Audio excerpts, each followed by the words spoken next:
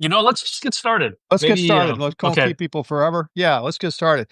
So I'm Joe White, and I write the High Speed Rodeo on Substack. And two, you are To Lee, I run a consultancy called Sino Auto Insights. I co-host another podcast called China EVs and More. And most importantly, um, I'm the co-host of At the Wheel with Joe White. with me. Today, today, we're going to talk a little bit about my trip over the last 3 weeks in Asia, and then Joe and I are going to unpack Ford's big announcement. And then I know, Joe, you have a couple other things matriculating in your mind that we can talk about, close out the show. But first of all, let me say that what Joe and I speak about and talk about today is just our opinions and should not be taken as investment advice. So let's just start with your thoughts. I know you had written a little bit about it in your High Speed Rodeo newsletter. So Jim Farley's Model T moment last week. Yeah, What do you think? yeah, yeah. So and it will segue nicely into talking with you about what you saw in Asia. But right, I mean, and a lot of our listeners are gonna know this, but Ford sort of rolled out their concept for a low cost electric vehicle architecture. It's sort of Ford EV strategy 3.0, 1.0 being the Lightning and the Mach-E, which have really struggled. They've struggled in the marketplace. So certainly the Lightning has. Model E has been reasonably successful, but they've lost billions of dollars on these vehicles because they're just way over cost relative to what the market will pay. 2.0, we never saw. 2.0 was going to be a three-row electric Hmm. SUV, which the company switched Farley and the company scrapped as they realized that it was simply not going to be competitive and meet the market. 3.0 is what they talked about last week, which is a low-cost EV architecture developed by a team out, way out in California, far from Ford headquarters, a skunk works led by a former Tesla executive. The team is populated with former Tesla and Rivian engineers and managers. And basically, what they're trying to do is to it come closer to or match the development speed and costs of the best Chinese EV makers, BYD, and sort of the top Chinese automakers. They didn't show a vehicle, which I think disappointed a lot of people, including investors. They did talk a lot about the assembly process, and this is kind of where the Model T reference comes in. They're trying to reinvent the assembly line that was more or less invented for automotive purposes by Henry Ford over a century ago. And they're using a variation or a version of what, again, a lot of our listeners are going to recognize as the Tesla unboxed Hmm. process. They're instead of having a single as final assembly line where pieces are sort of stuffed into a built-up vehicle, they're talking about a vehicle that's much more modular, where interior components, dashboard, seats, and whatnot, at least the way they described it, would maybe be put in before the sides and the roof went on, and just simplifying the whole assembly process, taking double-digit percentages of labor out of that process, double-digit percentages of cost. Doug That's Field the mentioned idea. specifically that workers wouldn't have to work through a door jam to Right. install an instrument panel. Right. And and So, and again, if you have never seen a final assembly line in an auto factory, and I've seen plenty of them. These processes of putting in the wiring harness, yards and yards, miles of wiring that go into a modern car, have people sort of scrambling around inside the car, stuffing things here and there. Seats go in. I mean, yes, the seats are levered in with kind of with a big arm, but you're still inside the vehicle, bending, straining with your arms to try to get these things in. Getting the dashboard in is a big hassle. They're trying to take the cumbersome aspects of final assembly, which by the way are the least automated parts of the assembly process still to this day. They're trying to figure out how to, one, simplify, and I'm sure two, automate. I mean, they're definitely going to have more robots. I forget the exact percentages, but a lot more robots, a lot less lifting, probably a lot fewer people, although that wasn't said out loud quite that way. but there Um, was a UAW rep at that Absolutely. announcement. So I mean, history. I watched I watched the process of the Detroit automakers trying to adopt the Toyota production system into traditional UAW mass production systems. That's a whole nother live stream. But let me just say that process was not smooth, not easy. It took years. You could argue that it's still taking years, that it's not done to this day. The UAW understandably resisted fully embracing a process where upwards of half the labor could be displaced because they say, well, fine, half the labor is displaced. Are we going to get volume to get those jobs back? Maybe. This is going to have the same problem, I think. I mean, where, yes, it's more efficient. Yes, the people who do have jobs are going to have less taxing jobs. I mean, people applauded when Bryce Curry, who's the head of manufacturing at Ford, talked about 60% fewer, tasks where you have to reach 24 inches. And think about it. You got to bend over something and reach 24 inches. That's stressful. It's painful work. It's hard. Nobody really wants to do that, but people want to have jobs. So I do think that Ford is going to struggle to get the UAW buy-in on this. Look, to come to a point on this, what Ford is trying to do here sounds like the right thing. And two, obviously, I'm going to throw to you in a second to ask your perspective on that. Sounds like the right thing in the sense that being competitive with the best Chinese EV makers is a must. I think that, again, the stock didn't go up 50% after this announcement. One of the reasons why is because people are saying, fine, show us that you can actually do it. What do you think about it? I think what's important to note is that their existing processes, what Ford has talked about, or Jim in particular, is actually being done by other automakers, just not by Ford. Mhm. And what's important is if everything works from a manufacturing process and standpoint, and they're able to save because of less parts, because of less labor, you know, everything gets smaller. When you take parts out of a vehicle, that means that the inventory areas in the factory get taken away, so that's more space. And then the assembly lines get shortened, right? There still seems to be a marriage line. Mhm. And for those that have never been into a factory, as you'd mentioned, Joe, there's about 15 feet of line space for each job, and there's a person doing a job every 15 feet effectively. And so if we're taking out hundreds of feet from that assembly line, it creates a lot of opportunity. The challenge is they didn't show anything. So even if they manufacture things really well, if they don't design and engineer a car that people want, Yeah, that's the thing. I mean, they can have the most beautiful production process in the world, and if it's a vehicle that is not better than the Maverick they're selling today for most of their customers, or it doesn't have the right feature content, doesn't have the right connectivity, doesn't have the right technical features, um, doesn't actually come to market at 30,000. And oh, by the way, 30,000 might be too high. I mean, depending. Um, there's going to be, and we could talk about this, a different segment of this, but there's not going to be probably any federal subsidy support in the United States for this electric vehicle. It's going to have to make it on its own. If they can get the LFP battery that they claim will be 30%, lower cost, but deliver the same or better range as a sort of a current tech. If they can't do that, I mean, these are all the things that you don't know because they didn't really explain how they're going to do it. And until you know those things, you don't know whether the assembly process, is going to be, flawlessly and very efficiently assembling a vehicle nobody wants to buy. and, That's and, the and nightmare. here's the other thing too, is that they conceded the sedan market since 2020. And it can't be one truck. It can't be, two or three derivatives of that same truck that are going to get them the millions of units of sales. No. Okay. And we talked about, so they need to be really good again at, and they haven't been good at this in years, at designing and engineering small cars too now. The other thing we talked about UAW job losses and shrinking. If there's 500 people out in Southern California that's able to design an entire car from clean sheet to job one, what's gonna happen with all those white collar workers in Dearborn? Number Well, one. yeah, absolutely. And number Right. two, really quickly, there are entire powertrain divisions that every single OEM.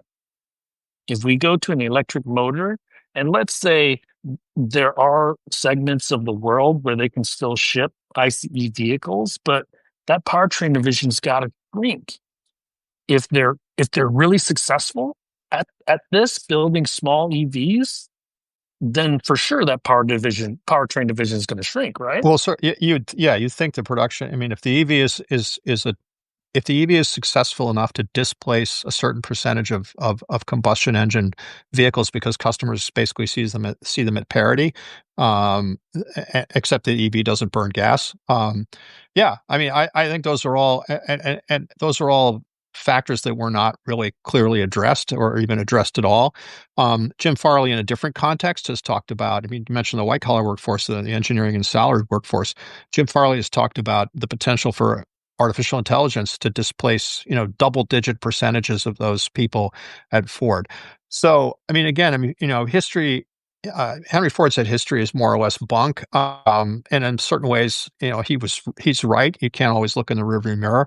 On the other hand, I guess I would say, from watching this company for a long time, the kind of culture change that was previewed in this announcement has proven extraordinarily difficult to execute in real life, not just for Ford, but for any legacy car company. So we'll Well, see what well, up up happens. up up until now, Joe, they've not been able to do it in Michigan. That's why they have teams in California because Yeah, the skill yeah, sets are there, and yeah, then the culture's different. yeah, and they've done this before. And Ford has done this before. Actually, I think all of them done, but certainly Ford has done this before. They had a skunk works to save the Mustang in the early 1990s, except that skunk work was in Dearborn, and it was a group of people who were Ford veterans, John Coletti and others, and they, this group basically said, look, we've got to match Mazda's development and engineering costs, development timing and engineering costs, or else we can't have a real Mustang, rear drive and all that good stuff, and they kind of did it, right? But and the idea at the time, and I wrote about it at the time, this is in the early 90s. The idea at the time was, okay, look, we've learned this wonderful lesson, and now we're going to spread it throughout the company. And we're here today because that didn't happen. So you're right. That's the question. It's all well and good to have bunch of really smart people in California designing an EV at lower costs. What about the rest of the company? How do they spread that? And again, I think that's something that investors are going to want to hear, and they didn't really hear that the other And day. the other thing that's really important that was not addressed was so you look at three buckets: battery tech, kind of manufacturing, and then the software stuff. Software wasn't addressed. How are they going to get as good at software development and user experience design as an Apple, as a Waymo, as an Uber? Because within the next 10 or 15 years, those are going to be also competitors to Ford, GM, Stellantis in not only North America, but in Europe and in the rest of the world. So, Yeah, no, absolutely. And again, I mean, I do think, I live in Detroit, so I have a little bit of a tendency to look at things through a U.S. Detroit lens. You're absolutely right. I mean, Ford is a global company, frankly, more global than GM right now because they have a significant European operation. They also have operations in Latin America and in Southeast Asia. And in all those places, the Chinese companies who are good at this stuff, they're already there. So yeah, you're right. I'm sure that Farley and the people at Ford, that's part of why they're doing this, is they don't just have to be competitive in the United States. That's the easy part. The Chinese aren't here. The Chinese are in Europe and are in Latin America and are in Southeast Asia, and they have to figure out how to compete with them today there. and in addition to the R part, Joe, they're mostly exporting into those markets. But there's a CNBC article by Evelyn Chung that said that for the first time, investment in foreign uh, capacity is larger than investment in domestic capacity in China. So, that's being led by the BYDs and probably CATLs and things like that. But it is a trend that is changing because this, I tweeted this or I X'd this, however you want to call it. I said, the impediments are only going to temporarily, stop us. And I wrote China EV Inc. So they're coming and it's going to happen within the next few years. And Yeah, if we there's can't, go ahead. no, I was going to say, I just wrote about this in my high speed rodeo Substack today. Dave Canton Group, an M&A firm that advises dealership M&A here in the United States.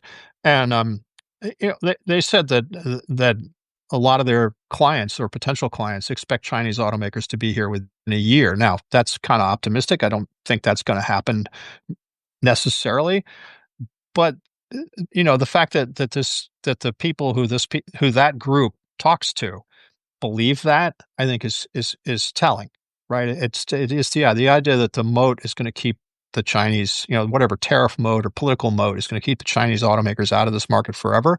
I think is probably not on the cards. And again, that's why Ford is trying to do this and make a big deal about this to say, we get it and we're going to figure out how to compete. So who knows? And I don't want to poo-poo the announcement because I think Jim emphasized we need to take on risk.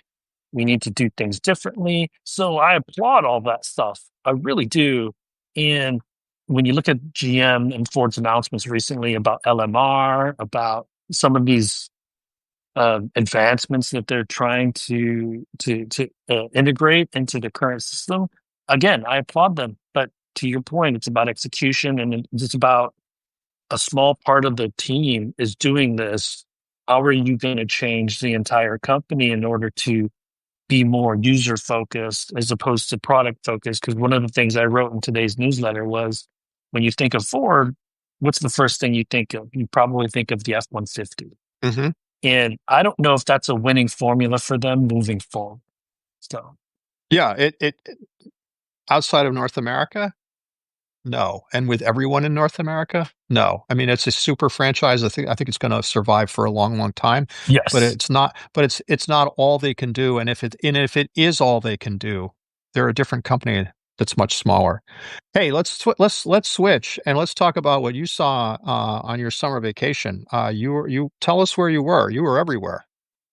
Oh, I was in Beijing for a while. I went to Singapore, and then I went to Saigon or Ho Chi Minh, and then ended up in Turkey in Istanbul. So, first of all, in Beijing, uh, unfortunately, because of my schedule, was not able to test drive the new U7. But I Mhm. was there for vehicle launches for the L90. I missed all those launches because, again, I Mm. had some scheduling conflicts. But all those vehicles launched.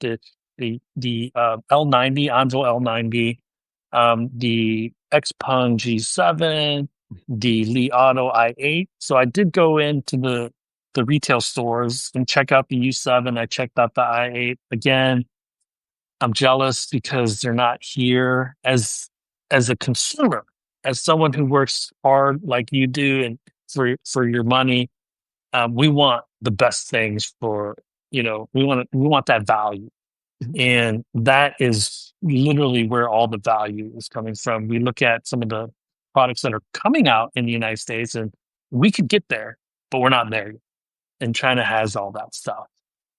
Surprisingly, when I went to Singapore, every person I spoke with, friends, you know, potential clients, they were all like, hey, BYD has been all over the place here. And I showed you this, but maybe the audience didn't see this. A friend of mine in Australia sent me this over, which is a rugby team in Sydney. And who is the sponsor? BYD. So um, yeah, so they and I had a bit of a rant in today's Saw newsletter that. about that Talk about it. because Why are you so ranting? so you know this because we've known each other quite a while now. I feel that I've been Paul Revere a little bit, 6, 7, 8 years, talking about these these companies and threat. And so I've been kind of talking about BYD since day one of the newsletter. And there's a couple of op-eds recently that kind of pitted Tesla against BYD. And the newsletter just details why, although BYD is a valid kind of competitor and somebody to look at, it does a disservice to all the other amazing products and companies building great vehicles in China. And if GM, Ford, Stellantis, Volkswagen Group is only worried about BYD, they're missing the boat. And um, all you need to do is go over to China and you'll see, because you'll, within a half an hour, you'll see five or six products or five or six cars, and you're going to be like, what is that? What is that? What is that? And these things are great. And so I think the BYD Tesla narrative is overplayed. I also think that there's this misconception that Tesla is premium in China. It's not. It's more mass market now. I also think that uh, the idea that Tesla and BYD are competing like for the global stage is not accurate because BYD is doing this and Tesla is doing this. Mhm. And I think there was another kind of bad take where they're not direct competitors, but because they are premium versus Model 3, Model Y. But I was recently in a model or a Han L and a Tom L for These about are the same BYD price. products. These Yeah, are these are BYD BYD products. products. And Mhm. so I just think that, some media and some analysts are a little bit lazy about um, Yeah, yeah. really detailing that stuff. So I think the way the sort of industry segmentation of the market, the way the industry professionals, talk about segmentation, I think is a. I mean, it's obviously very sophisticated in a lot of ways, but I think it also often misses the point, as you just said, that industry people will say, "Oh, well, we're not a competitor, with so and so," and it's like, well, you look in the marketplace, they sure as heck are. And well, we're in a different price ladder. Yeah, their stuff is as good as yours for $8,000 less. That's so, and I do think that's part of what's going on in China, right? I mean, is that I mean, I just saw that, maybe I don't know if you saw this. You might not have been there, but Tesla just officially released the 6-seat Model Y, the Model Y L in China, at a at the price of 47,000, I think 100 equivalent in US dollars. And you tell me, because my reaction to that was, I think you might be higher than you need to be price wise in the marketplace. it's funny that you had mentioned that because again, I tweeted in Chinese last night, "Taikuela," meaning too expensive. Okay. And I learned a new Chinese phrase next so time I go. it's about I want to say almost 2 or 3 feet longer, but it only adds one seat because the regular Model Y is a 5-seater. And this only adds one seat, and it doesn't really add any features per se. So there are, believe it or not, there are Tesla stands in China as well. So Chinese social media was kind of butting Mhm, heads. mhm. Um, but this is a derivative. It's not a new product. It's not No, a it's a new, refresh. and so they might get incremental sales from this vehicle, but they are not doing well in the China market right now. And we're getting into September, October when vehicle sales really, really start to heat up and competition starts to heat up. So, and I don't know if you saw that, but over the last 5 years, the price point, I put two charts in the newsletter. The price point of the Model 3 and the Model Y have gone down significantly In China. Yeah, well, in I think everywhere, China. but in China for sure. Right, right. And so is that going to hold? Are they going to continue to reduce price? Because if you recall, the Chinese government is now really, really scrutinizing price cuts because of this term called involution, which means effectively deflation a little Yeah, bit. yeah, which And yeah, that's really, and I've been watching the coverage of that and people commenting and writing about that. Um, and it does seem like the government, and this may not be quite right, you'll tell me, but it does seem like the government sort of realizes, "Uh-oh, we might have overcooked this by encouraging everybody and his brother to get into the EV business. We got this massive overcapacity, we got this super disorderly market. We might have overcooked this when we need to pull it back." Now, good luck with that, right? Because, people get used to low prices for great stuff, you know? it's like trying to tell a Navy SEAL to become a pacifist because for 3.5 years, all they've done is try to beat each other up. And so the the problem is the incentives are not aligned at the central government level. So think federal government versus states. Mhm. Like the disagreement between the current Trump administration and the CAFE standards for California is a good example. And so at the provincial level, if you're mayor of Shanghai, Joe, what happens?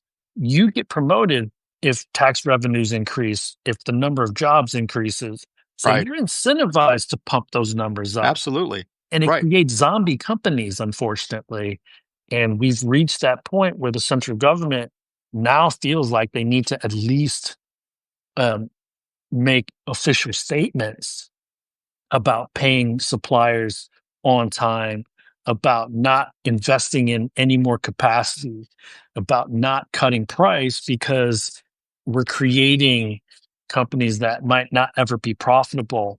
And those companies need to go away in Yeah. order to strengthen the ones Well, that are yeah. going to be around. So, Yeah, just as, scores of US auto companies in the early 1900s went away, there was a somewhat analogous kind of explosion of investment in the auto sector, in the early 1900s in the United States, and most of those companies went away. But, we'll see what happens in China, right? Because as you say, every province, every city, well, not every city, but many cities, many provinces have auto jobs, and, no one wants to see their auto jobs go away. That's and that's rough. and that's the other challenge for the central government is that if the EU and the United States or North America forces the Chinese to build capacity outside of China, it doesn't help the overcapacity inside of China. And what's really important to keep in mind when the first day I landed in Beijing in 2009, they knew I was a car guy. And so they were like, whatever sales is, double that. That's the capacity of the China market. We're at 27 million units this year, probably. So think 52, 53 million units of capacity. The Yeah, goal, which is more than half the total consumption of vehicles annually in the world. global sales is probably going to, you took the words right out of my mouth. It's going to probably be in the 70s this year, Yeah. 70 something million, with the United States at around 15 and a half, 16 and a half million. Uh, there's a high likelihood that the China market sells more than the European and US markets combined. Could be, Um, yeah, it'll be close. and Yeah. here, think of this, Joe. This might be the first year that NEVs or new energy vehicles sold in China outsells the entire US market. Well, yeah. Yeah. I mean, So yeah. Well, and actually this maybe we'll I mean, I'd like to kind of touch on this before we close out. Maybe there's some other things, but um I think I mean, the NEV markets in China and the United States really are going in almost 180-degree opposite directions. I mean, it's really sunk in, I think, over the last couple 3 weeks here that because it's kind of being written about, and that the U.S. electric vehicle industry is really headed toward a cliff. The withdrawal of the consumer subsidy, the $7,500 tax credit for new EV purchase. I think it's $4,000 for used. All those subsidies are going away. It's on September 30th, as per the Trump administration and the Republican budget bill. You're starting to see, different EV brands, frantically trying to sell down their inventory before that cliff arrives.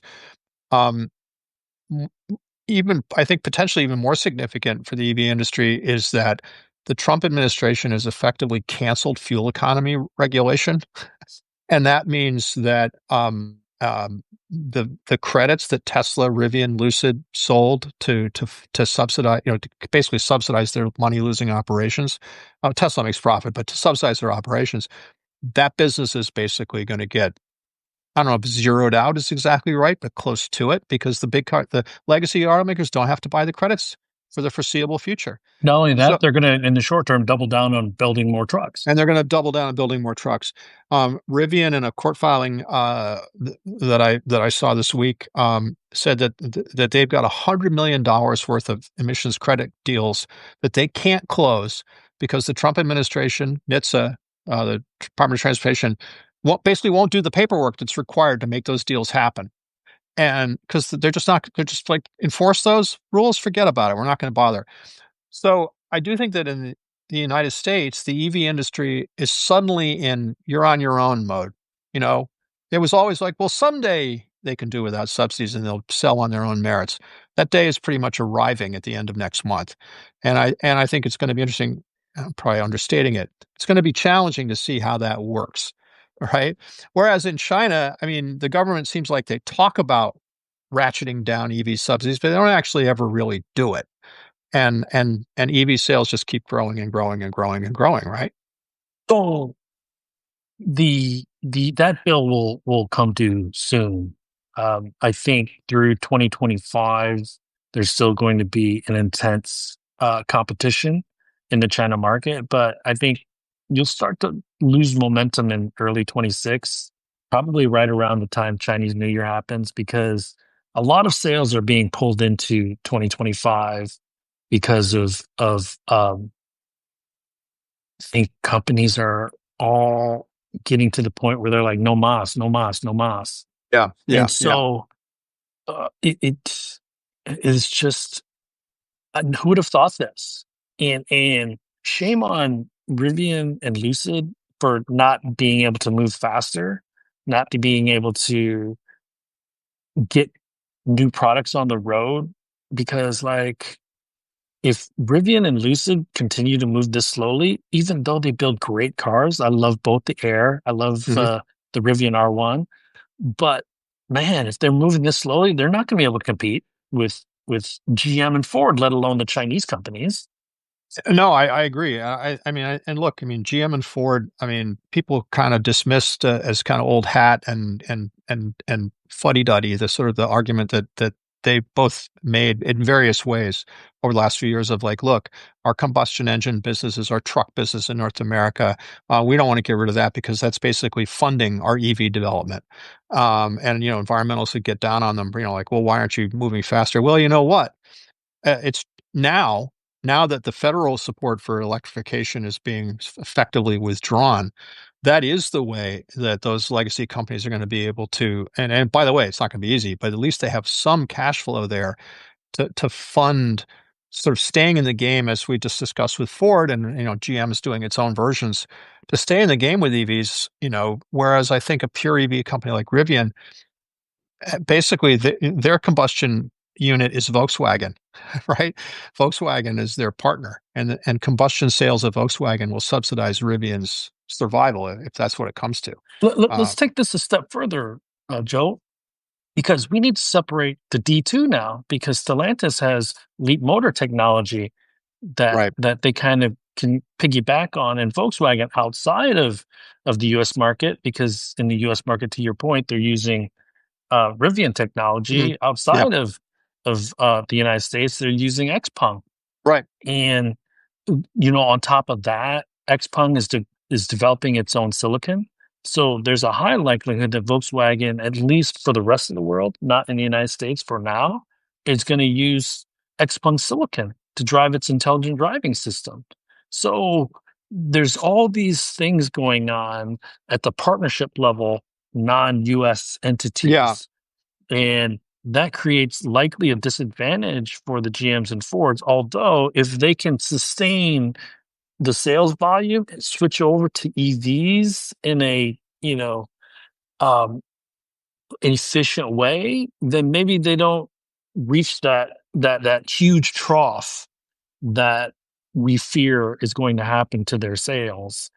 But this means that they can't have mulligans on products that are coming off of this new manufacturing Yeah. No. line, or Yeah. using this LMR that they said they're going to start producing in 2027, things like that. They can't delay those at all. No, I think that's right. I mean, I do think that I mean, you just kind of put this together.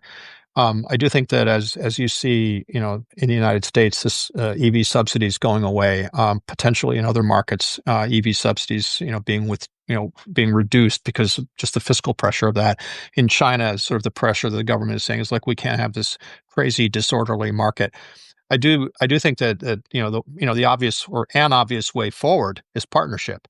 And you just outlined several of them. I mean, you see GM and Hyundai executing partnerships on lower cost vehicles for markets mainly outside of North America and Latin America, but I think in North America. I mean, I do think another round of either consolidation for real or consolidation by way of partnership to sort of deal with these capital costs.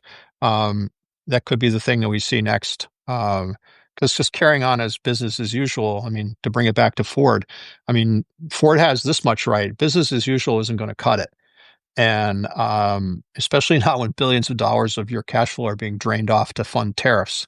And so it'll be interesting to see over the next year or two, kind of as that realization really hits home, and sort of there's not really an exit, other than doing something different. Let's see how they do, right? Good. Let's see how they do. And the other important thing too is if we've only talked about the D2 for the US market. If they're really, really going to be global automakers, then these electric vehicles or these clean energy vehicles, whether they're PHEVs or BEVs, they need to be able to compete in China, in Europe, In in Europe, Latin yeah. America, in Southeast Asia, in order to continue to be global automakers. And the the one thing that I don't know people realize is that Southeast Asia, South Asia, Australia, Europe, they're going to be much cleaner from a transportation and vehicle sales standpoint because of the Chinese electric vehicles entering those markets.